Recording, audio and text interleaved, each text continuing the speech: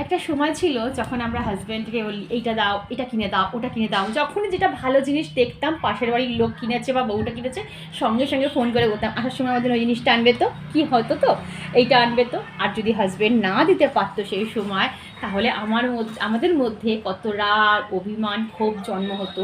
ভাবতাম যে আমি শুধু পাচ্ছি না, পৃথিবীতে সবাই পাচ্ছে, আমি শুধু পাচ্ছি না। কিন্তু আর একটা এমন সময় আসবে না, তখন এই জিনিসগুলো না আর মুখ ফুটে চাইতে ইচ্ছা করবে না। মনে হবে কি বলতো, এই জিনিসগুলো আর লাগবে না, আর কি হবে।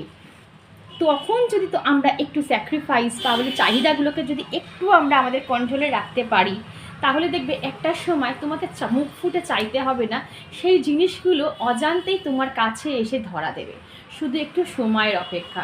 আমাদের এই সময়ের জন্য আমরা সময়ের ধৈর্য আমরা ধরি না বলে আমরা কিন্তু অনেক পাওয়া জিনিসও আমরা কিন্তু হারিয়ে ফেলি। তো বন্ধুরা, আমি একটাই কথা বলবো, ধৈর্য ধরো।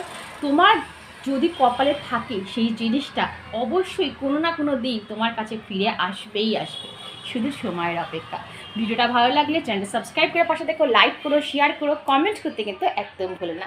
আসি বন্ধু, টাটা, লাভ ইউ অল।